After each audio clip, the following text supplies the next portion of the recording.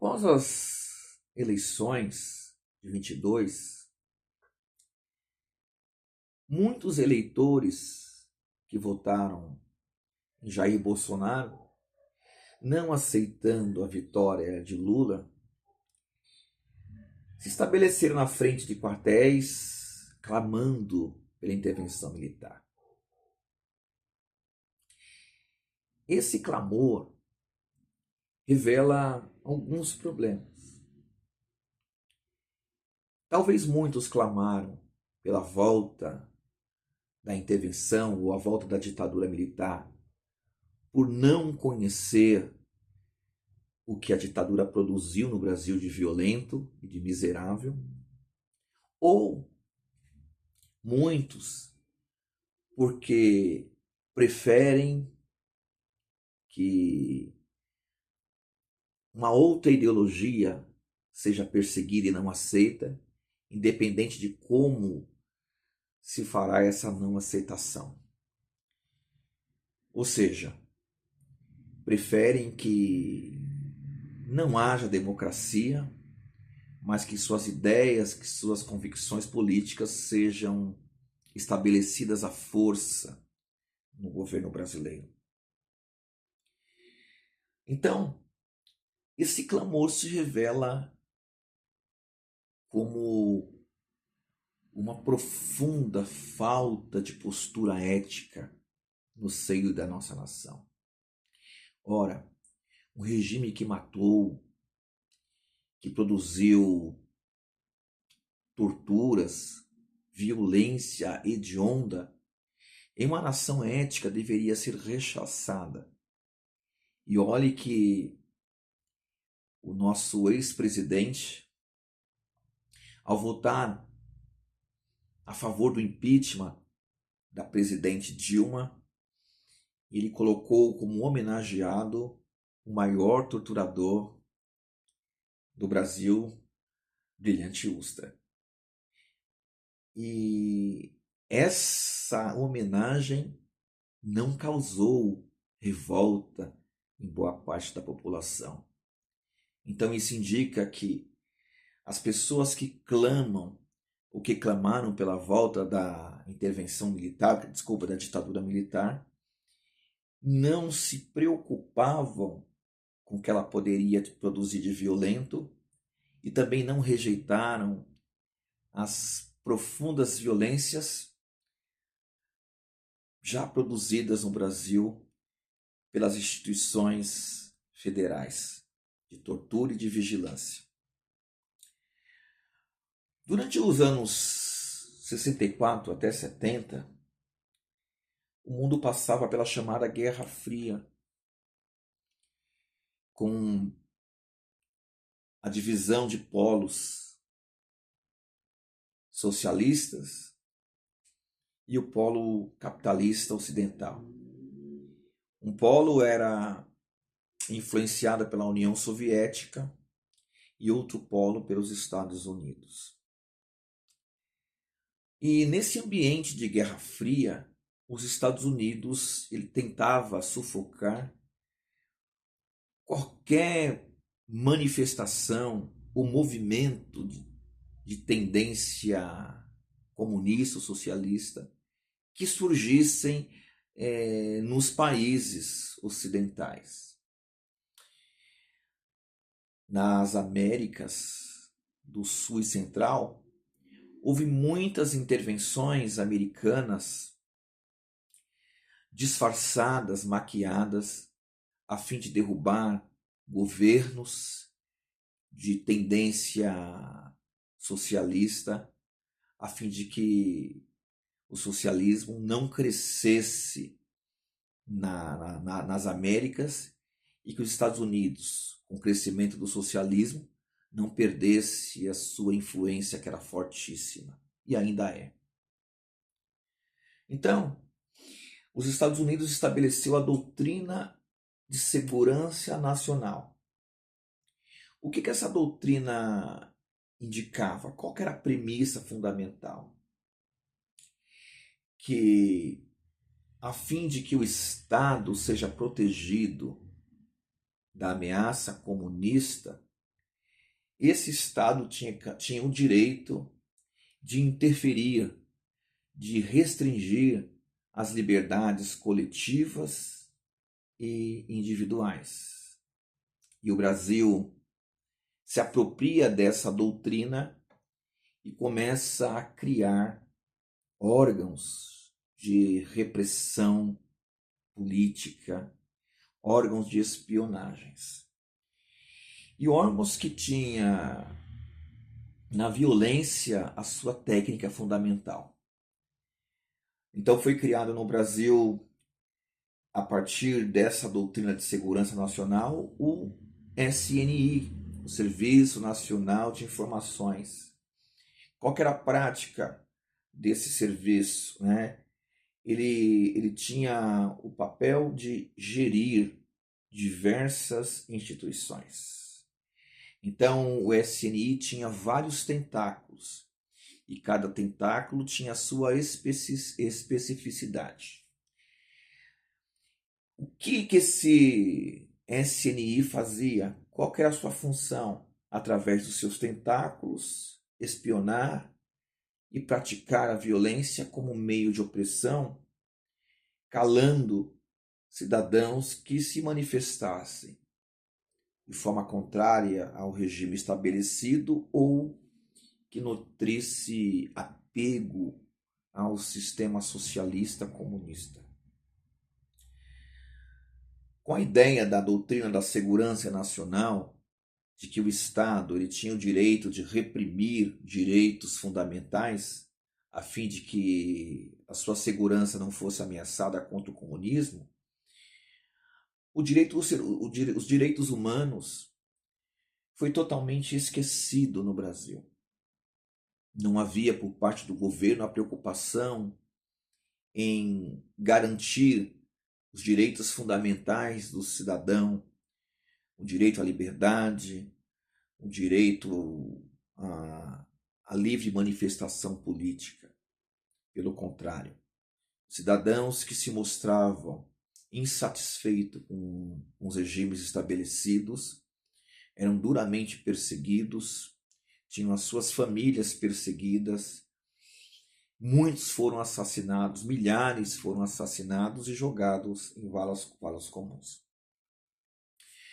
Um dos órgãos, um dos tentáculos do SNI, chamava-se DOPS, que era o Departamento de Ordem Política.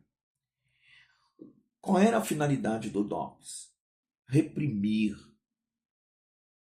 calar qualquer movimento, indivíduo contrário à ditadura. Inclusive, os prédios do DOPS, eram conhecidos por serem espaços onde a tortura ocorria desenfreadamente. Ali não havia nenhuma preocupação de ordem ética, nenhuma preocupação com o indivíduo. Praticava-se naquele espaço toda espécie de tortura, desde torturas físicas como torturas mentais. Para aqueles que querem conhecer as barbáries que foram produzidas pelo DOPS, no último prédio em que funcionou essa instituição, há hoje o Memorial da Resistência. E é importante esse memorial para nós nos lembrarmos do que a ditadura militar produziu no Brasil com essas instituições de repressão. Então existe uma série de instituições que serviram para impedir o crescimento do comunismo no Brasil ou para calar a voz de todos aqueles que lutavam por direitos. Há um outro tentáculo do SNI, que é o Centro de Informação do Exército.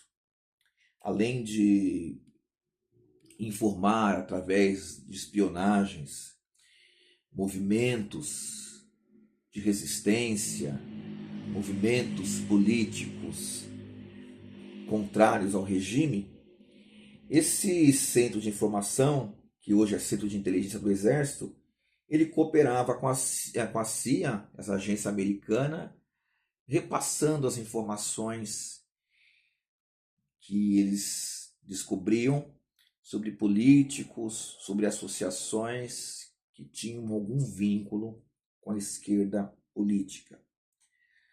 Em São Paulo, especificamente, sob a mesma direção do Centro de Informação do Exército, existia a UBAN, Operação Bandeirante, criada em 69, que tinha a sua violência patrocinada por grandes empresários, por grandes empresas. Entre essas empresas, há o Banco Bradesco, o Banco Mercantil, a Ford, a General Motors, os grupos Ultra, da Ultragás, a Folha de São Paulo, entre outros. Então isso mostra que o próprio mercado agia em defesa da continuação dessas violências. Porque era interessante para o mercado, por exemplo, entre outras questões, que o trabalhador não se manifestasse por melhorias através de suas greves. Para essas instituições empresariais, o regime se fazia confortável porque não haveria mudança no status quo. As empresas poderiam pagar mal, não necessitavam de oferecer um espaço conveniente para o trabalhador, porque com a repressão não haveria greve, e se houvesse qualquer possibilidade de greve, a UBAN rechaçaria com a violência comum a qualquer instituição de repressão na época da ditadura. Depois da UBAN, surgiu uma instituição ainda mais dura, chamada de DOI-CODE. Nesse ambiente promovido pelo DOI-CODE, a violência foi tão forte que conseguiu desmobilizar uma série de partidos, de movimentos políticos contrários ao sistema militar. E as violências eram das mais hediondas possíveis. Por exemplo, eletrochoques nas partes íntimas, afogamento, muitas pessoas eram submetidas à imersão, e depois, quando a pessoa não estava mais aguentando, tirava a pessoa da água para com isso fazer com que ela denunciasse. Existia esse afogamento, existia também aquele que a mangueira era colocada na boca do indivíduo e a água ia jorrando até ele não aguentar mais. Tudo isso para que esse indivíduo, além de ser punido, denunciasse os seus companheiros de luta. Existia também um pau de arara, que o indivíduo ficava pendurado pelo braço e pelas pernas, de cabeça para baixo. Então, nesse ambiente de atuação do DOI-CODE, não havia espaço para a humanidade. Essas torturas foram tão pesadas, tão hediondas, que deixaram marcas em muitas pessoas que foram submetidas a elas, marcas violentíssimas. E isso faz com que o nosso Estado, o Estado brasileiro, tenha de reparar esses erros históricos produzidos nos anos da ditadura.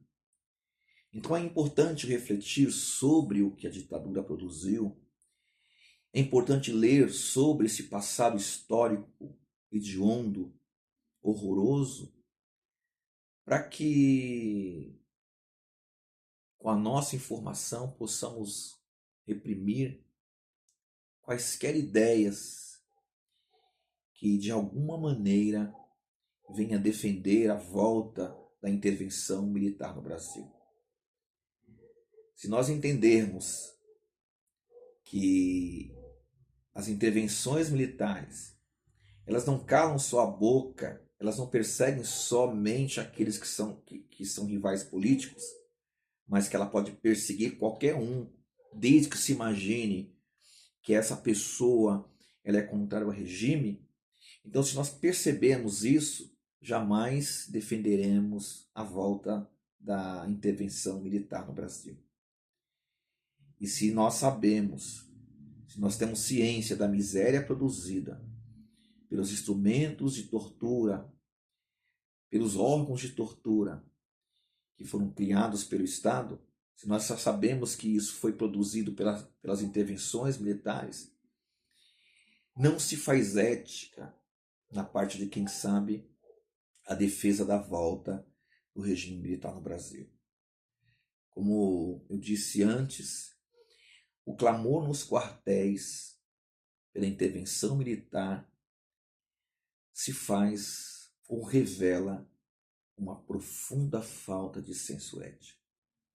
Que não repitamos esse gesto tão infeliz que foi reproduzido no ano de 2022, na rejeição da eleição do presidente Lula.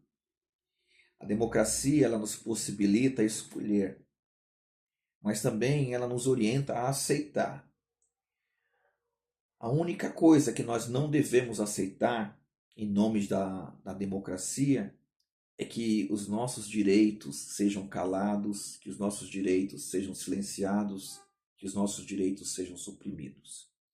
Fora isso, nós temos que aceitar a posse de qualquer indivíduo que foi eleito majoritariamente pelos cidadãos brasileiros, independentemente da nossa aspiração política, independentemente da nossa ideologia. Que possamos esclarecer indivíduos que não perceberam a miséria perpetrada pela ditadura.